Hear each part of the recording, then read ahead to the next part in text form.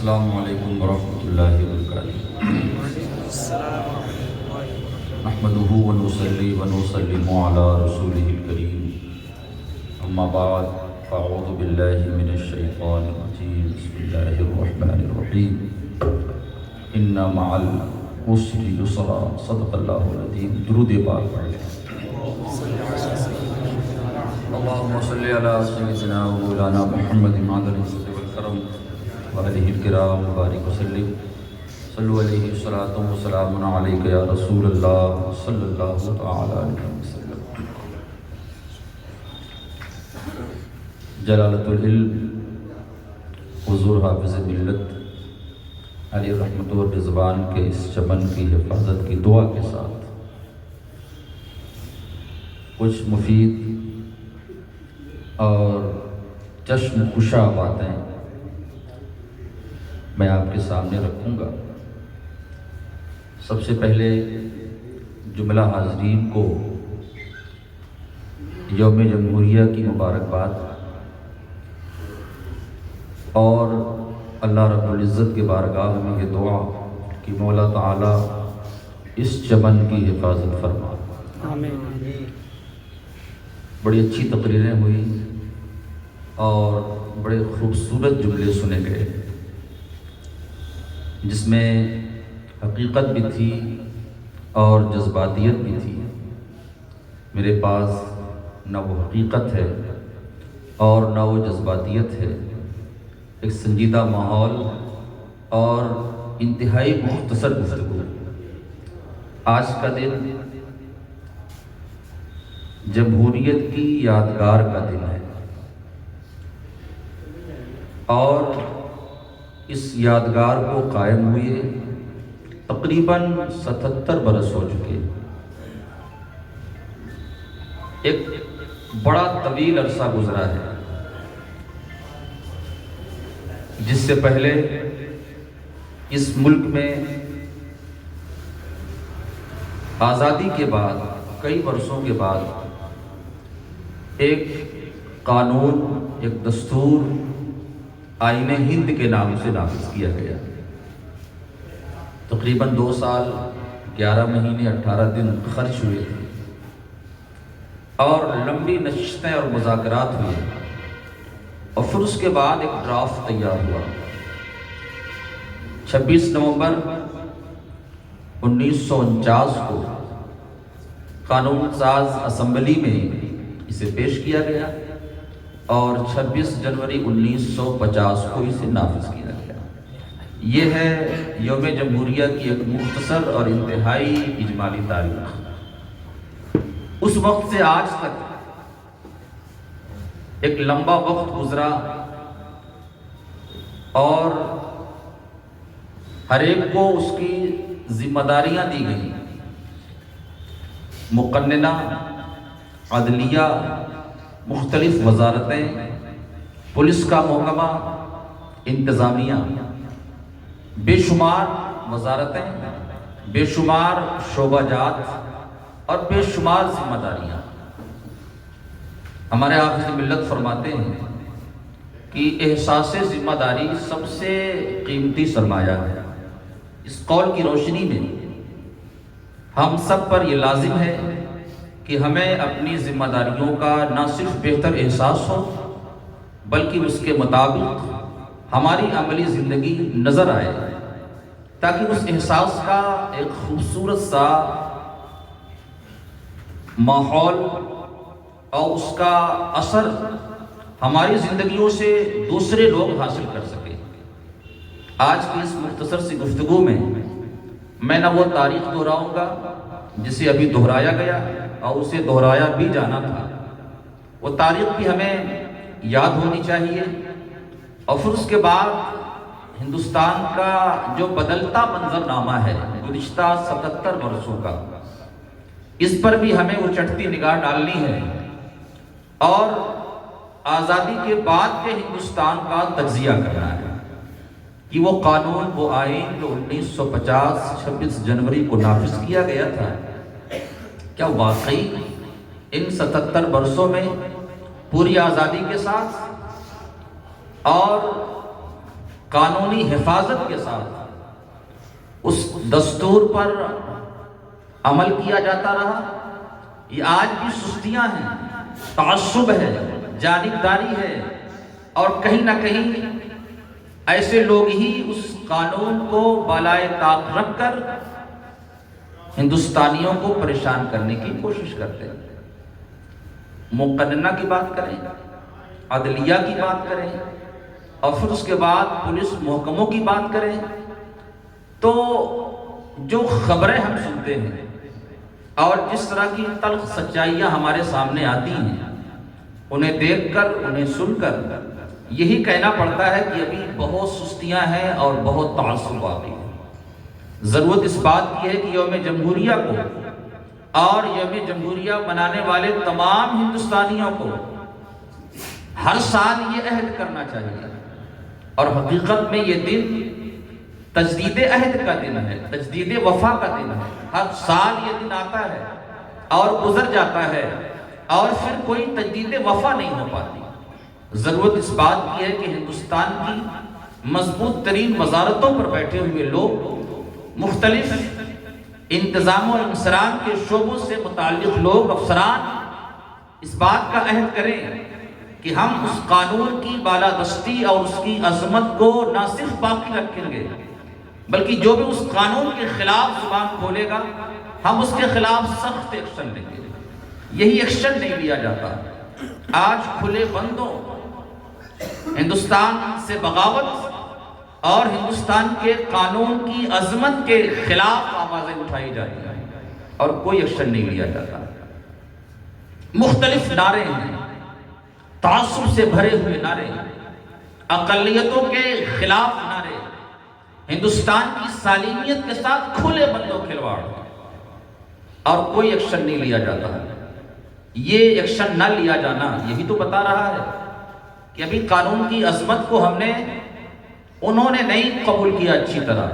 ضرورت اس بات کی ہے کہ جب بھی یوم جمہوریہ آئے اس قانون کی عظمت کا اعلان بھی کیا جائے اور عہد واثق لیا جائے کہ قانون کی حفاظت پر مامور سربراہان مملکت اور محکمہ جات میں مامور دیگر افسران نہ صرف قانون کی حفاظت کریں گے بلکہ قانون کی حفاظت کے ساتھ ساتھ ہر ہندوستانی باشندے کے دل میں اس بات کو بٹھا دیں گے کہ ہم کسی ہر تعصب سے خالی ہو کر ہر ایک کے ساتھ برتاؤ کرتے ہیں یکساں، کیونکہ یہی تو وہ الزامات اور اعتراضات ہیں جس کی بنیاد پر ہر دل میں ایک خطرہ بیٹھا ہوا ہے کہ کہیں ایسا نہ ہو کہ ہم سے یہ جرم ہو جائے تو ہم سلاخوں کے پیچھے چلے جائیں اور مسلسل یہ جرم کیا جا رہا ہے اور کوئی ایکشن نہیں لیا جا رہا ہے۔ میں ایک مثال آپ کو دیتا ہوں۔ اگر کسی شخص نے غلط نہیں کیا ہے تو اسے جانچ سے بھاگنا نہیں چاہیے۔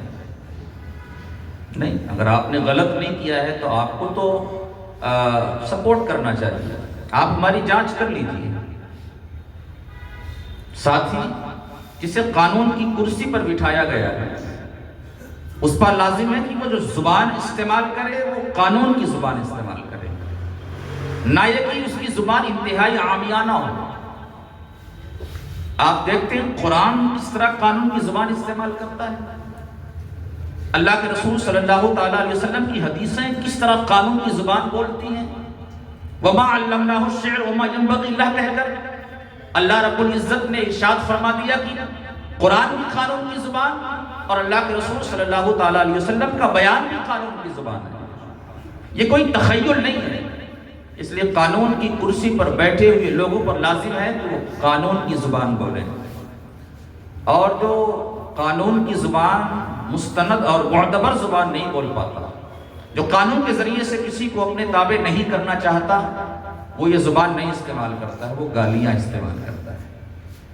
اور گالی باز لوگ اعلیٰ درجے کے بزدل ہوتے ہیں، جو اپنی دلیلوں سے کسی کو قائل اور مطمئن نہیں کر پاتے، وہ دھمکیوں کا سہارا لیتے ہیں اور ساتھ ہی ساتھ وہ گالیاں استعمال کرتے ہیں۔ ضرورت اس بات کی ہے کہ آج کے دن وہ مطالبہ دہرا دیا جائے کہ قانون کی کرسی پر بیٹھے ہوئے لوگ اگر قانون کی زبان کے بجائے گالی استعمال کریں گے، دھمکی استعمال کریں گے تو قانون کی بالادستی نہیں باقی رہے گی اور ہندوستانی شک میں مبتلا ہوگا، جبکہ قانون کی کرسیوں پر بیٹھے ہوئے لوگ اور مقننہ جماعت رکھنے والے لوگ اس بات کو یقینی بنائیں کہ ہر ہندوستانی اپنے دل میں قانون کی حکمرانی کو باقی رکھ سکے اور دلوں میں ابلنے والے شکوک و شبہات اس کے دل سے نکل جائیں۔ میں عرض کر رہا تھا کہ اگر کسی شخص نے غلطی نہیں کی ہے تو اسے جانچ سے نہیں بھاگنا چاہیے، لیکن نہ صرف کورٹ اور عدالت کے خلاف باتیں کی جا رہی ہیں بلکہ جج کی کرسی پر بیٹھے ہوئے شخص کا تبادلہ کر دیا جا رہا ہے، پھر اس کے بعد کر دیا جا رہا ہے۔ اور آج تو پارلیمنٹ کی تقریر نشر ہوتی ہے، ہم سب اسے سنتے ہیں، کس طرح کی زبان استعمال ہوتی ہے۔ یہ کرسیاں یہ کتنی عظیم تھی، ان کرسیوں پر کن کو بٹھا دیا گیا کہ جنہیں اچھی زبان بولنے کا بھی طریقہ نہیں معلوم ہے۔ اس لیے ضرورت اس بات کی ہے کہ اس قانون میں توسیع کی جائے اور سب سے پہلے ایسے تمام لوگوں کو جنہیں پارلیمنٹ میں جانا ہو باقاعدہ تربیت کی جائے کہ آپ سب سے پہلے ایک اچھی زبان بولنے کا طریقہ سیکھیں، پھر اس کے بعد اس کرسی پر آپ فائز ہو سکتے ہیں۔ کیسی گندی گندی زبانیں، کیسی اناڑی زبانیں، کیسی بیہودہ گوئی، پوری دنیا اسے سنتی ہے اور دنیا کا جو طبقہ اسے سمجھتا ہے اسے بڑا افسوس ہوتا ہے۔ اس سے بھی قانون کی حکمرانی اور قانون کی عظمت پہ فرق پڑتا ہے۔ ہندوستان ایک عظیم ملک ہے اور دنیا کے اندر ہندوستان کی اپنی ایک پہچان ہے، یہ پہچان ختم نہ ہونے پائے اور ہندوستان کے اندر جو قانون ہے اس قانون پر جو دنیا کا ہندوستانیوں کا اعتماد ہے وہ اعتماد ختم نہ ہونے پائے۔ یہ ذمہ داری کس کی ہے؟ تمام شعبہ جات اور تمام وزارتوں کی ہے۔ یوم جمہوریہ ایک یادگار دن کے طور پر منایا جاتا ہے۔ اس یادگار دن میں ہم نہ صرف جمہوری قانون کو سمجھنے کی کوشش کریں بلکہ باقاعدہ وہ پوری تاریخ پڑھیں، اپنے نصاب میں اسے باقاعدہ شامل کر لیا جائے۔ وہ کتابیں جو 50 سال پہلے 100 سال پہلے لکھی گئیں اور پھر اس کے بعد اس میں دستور سازی کے طریقے موجود ہیں اور جن میں بار بار ترمیمیں ہوئی ہیں، ضرورت اس بات کی ہے کہ وہ ترمیم شدہ نسخہ پڑھا جائے، آئین کا وہ ترمیم شدہ نسخہ پڑھا جائے، دستور کا وہ ترمیم شدہ حصہ پڑھا جائے، باقاعدہ ہندوستان کی وہ تاریخ پڑھی جائے جس تاریخ میں سچائیاں موجود ہوں اور اسے نصاب کا حصہ بنایا جائے۔ میں آپ سب کو یہ بات کہنا چاہتا ہوں کہ آج کی یوم جمہوریہ کی اس تقریب میں آپ سب کی حاضری ایک اہم حاضری ہے اور اس حاضری میں نہ صرف آپ آئیں اور پھر اس کے بعد ایک گفتگو سن لیں اور پھر اس کے بعد اپنے کمروں میں چلے جائیں، بلکہ کچھ سوچیں اپنے بارے میں۔ گزشتہ 77 برسوں میں ہم نے کیا کھویا کیا پایا اس کے بارے میں سوچیں۔ آج ہماری اپنی کیا ذمہ داریاں ہیں اس کے بارے میں سوچیں۔ آپ اس قوم کا مستقبل ہیں، آپ اپنے بارے میں نہ سوچیں، اپنی قوم کے بارے میں سوچیں اور وقت کا وہ استعمال جو آپ کے اپنے لیے مفید ہو اور آپ کی اپنی قوم کے تابناک مستقبل تک آپ کی قوم کو پہنچا سکے، آپ کو اسے سوچنا ہے اور حافظ ملت علیہ رحمۃ و رضوان کے اس قول کو بار بار دہرانا ہے۔ احساس ذمہ داری سب سے قیمتی سرمایہ ہے۔ بے شمار بچے ہاسٹل میں ہوں گے، سب کو بلایا نہیں جاتا، لیکن ذمہ داری کا احساس جسے ہو جاتا ہے وہ از خود پہنچ جایا کرتے ہیں۔ یہی ذمہ داری کا احساس کمزور ہوا ہے اور پھر اس کے بعد آپ بے شمار زندگی کی مشکلات آپ دیکھتے ہیں۔ یاد رکھیں کہ زندگی کا کوئی سا مشکل کام ایسا نہیں ہے جس مشکل کام کے بعد آپ کوشش کریں تو آسانیاں نہ مل جائیں۔ قرآن مقدس میں اللہ رب العزت ارشاد فرماتا ہے اِنَّ مَعَ الْعُسْرِ يُسْرًا، یہ مشکل دن بھی گزر جائے گا انشاءاللہ۔ ضرورت اس بات کی ہے کہ ہم نیا عہد و پیمان کریں، ایفائے عہد کریں، تجدید وفا کریں اور پھر اس کے بعد نئے سرے سے اپنے حوصلے جوان کریں اور پھر اس کے بعد ہمیں جو ذمہ داریاں تفویض کی گئی ہیں ان ذمہ داریوں کو پورا کرنے کی کوشش کریں، سستیاں چھوڑ دیں، خود فراموشیاں اپنے آپ کو سے الگ کر لیں اور خود آگاہ بننے کی کوشش کریں، انشاءاللہ ایک امید اور کامیابی کا سورج طلوع ہوگا، یہ مشکل دور ختم ہو جائے گا۔ اللہ رب العزت کی بارگاہ میں دعا ہے کہ مولا تبارک و تعالی ہندوستان کی حفاظت فرمائے اور حافظ ملت کے اس چمن کی حفاظت فرمائے، آمین۔ وآخر دعوانا الحمدللہ رب العالمین۔ السلام علیکم ورحمۃ اللہ وبرکاتہ۔